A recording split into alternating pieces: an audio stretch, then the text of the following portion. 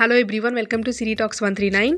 ముందుగా మన ఛానల్ని ఫస్ట్ టైం చూస్తున్న వాళ్ళు సబ్స్క్రైబ్ చేసుకోవడం మర్చిపోకండి. అలాగే వీడియోని లైక్ చేసి షేర్ చేయండి. ఈ వీడియోలో తిరుమల శ్రీవారి భక్తులకి ఒక గుడ్ న్యూస్ అయితే షేర్ చేయబోతున్నాను. విఐపి దర్శనాలు అయితే ఫ్రీగా ఇస్తున్నారు. అలాగే విఐపి దర్శనం చేసుకున్న వాళ్ళకి 5 గ్రాముల బంగారు డాలర్ ఇస్తున్నారు.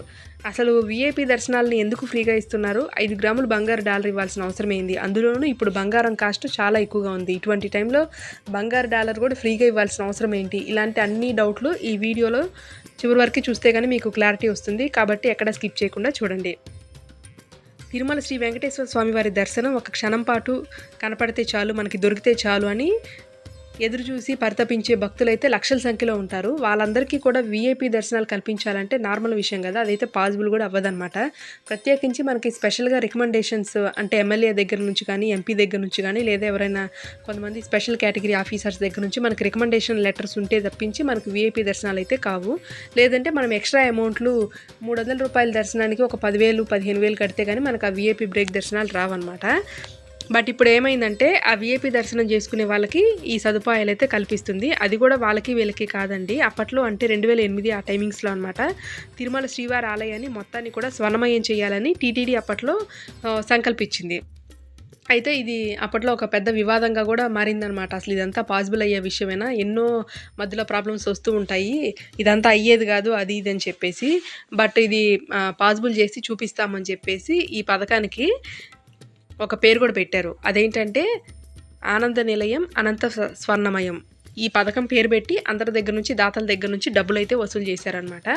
ఇంకా ఆ దాతలకి అర్చనానంతరం తిరుమల శ్రీవారికి అర్చన అంతా అయిపోయిన తర్వాత దర్శనం కల్పిస్తామని చెప్పేసి ఒక డెసిషన్ అయితే తీసుకుంది.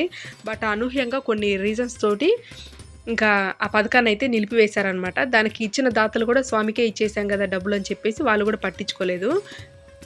ఇప్పుడు మళ్ళీ ఇంకా ఒక డెసిషన్ అయితే తీసుకుందనమాట. ఆ పథకానికి ఎవరైతే దాతలు డబ్బులు ఇస్తారో వాళ్ళందరికీ అర్చనానంతరం దర్శనానికి బదులుగా గరిష్టంగా వాళ్ళ ఫ్యామిలీలో 5 మంది కుటుంబ సభ్యులకి సంవత్సరంలో 3 రోజుల పాటు విఐపి బ్రేక్ దర్శనాలకి అయితే పర్మిషన్ ఇచ్చిందనమాట. సో ఇంకా ఎవరైతే దాతలు డబ్బులు ఇస్తారో ఆ పథకానికి, అంటే ఆ పథకం కింద మీరు 1000 రూపాయలు ఇచ్చినా చాలన్నమాట. ఒకవేళ అప్పట్లో ఇచ్చిన వాళ్ళు ఎవరైనా ఉన్నట్లయితే వాళ్ళు చెక్ చేసుకోవచ్చు, క్రాస్ చెక్ చేసుకోవచ్చు. వాళ్ళ ఫ్యామిలీలో మ్యాక్సిమం 5గురికి అయితే ఫ్రీగా ఉంటుందన్నమాట 3 రోజుల పాటు విఐపి బ్రేక్ దర్శనం. అలాగే 2,500 రూపాయల టారిఫ్ తోటి సంవత్సరాల్లో 3 రోజులు తిరుమలలో వసతి కూడా ఉంటుందన్నమాట. అంటే మనకి తిరుమలలో మనకి హోటల్ రూమ్స్ లాగా అనుకోవచ్చు అనమాట. ఈ ఎగ్జాంపుల్ ఇప్పుడు నందకము ఇట్లా గెస్ట్ హౌస్లు ఉంటాయి కదా, అట్లాంటివి అనమాట. మనకి వసతి సదుపాయము, భోజన సదుపాయం కూడా ఉంటుంది. అలాగే ఆ సంవత్సరం అంతా ఒక సంవత్సరం అనమాట, ప్రతి సంవత్సరం కూడా 20 లడ్డూలు ఇస్తారు. అవి కూడా పెద్ద లడ్డూలు కాదండి, చిన్న లడ్డూలు. ఎగ్జాంపుల్ మనకి ఇప్పుడు తిరుమల లడ్డు స్వామివారిది ఎంత సైజ్ అయితే ఉంటుందో అందులో 1/4 ఉంటుందని చెప్పొచ్చు అనమాట. చిన్న లడ్డూలు 20 అయితే ఇస్తారు. దాంతోపాటు బహుమానంగా స్వామివారికి కప్పిన శాలువా లాంటిది, అంటే ఒక దుపట్టా, అదే అమ్మవారికి కట్టినటువంటి ఒక బ్లౌజు, అది కూడా బహుమానంగా అందిస్తారు. ఇక ఎవరైతే డబ్బులు ఇస్తారో ఆ దాత మొదటిసారి దర్శనానికి, అంటే డబ్బులు ఇచ్చిన ఆ దాతలు ప్రతిసారి మేము వస్తున్నాము దర్శనానికి, మాకు ప్రతిసారి 5 గ్రాముల బంగారు డాలర్ ఇవ్వాలంటే అది అవ్వదండి. ఒకసారి అనమాట, ఫస్ట్ టైం వచ్చేటప్పుడు. నెక్స్ట్ టైం వెళ్ళినప్పుడు మామూలుగా ఇప్పుడు ఇందాక నేను చెప్పిన ఫెసిలిటీలు అవన్నీ వస్తాయి.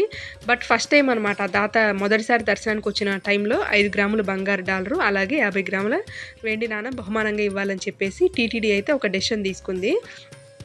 ఏడాదికి ఒకసారి 10 మహాప్రసాదం ప్యాకెట్లు కూడా ఇవ్వాలని సంకల్పించింది అనమాట. మహాప్రసాదం అంటే ఇంకా దాంట్లో కొన్ని స్పెషల్ ఐటమ్స్ అయితే ఏమైనా ఉంటాయేమో మరి.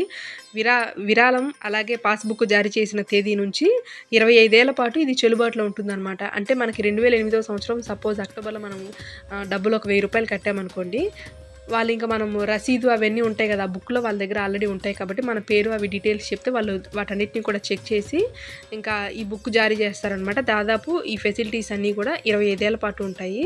కాబట్టి మీలో ఎవరన్నా ఆనంద నిలయం అనంత స్వర్ణమయం పథకానికి డబ్బులు ఎవరైనా ఇచ్చిన వాళ్ళు ఉంటే కనుక ఒకసారి క్రాస్ చెక్ చేసుకొని అప్రోచ్ అవ్వండి. ఈ ఫెసిలిటీస్ అన్నీ హ్యాపీగా తీసుకోవచ్చు అనమాట.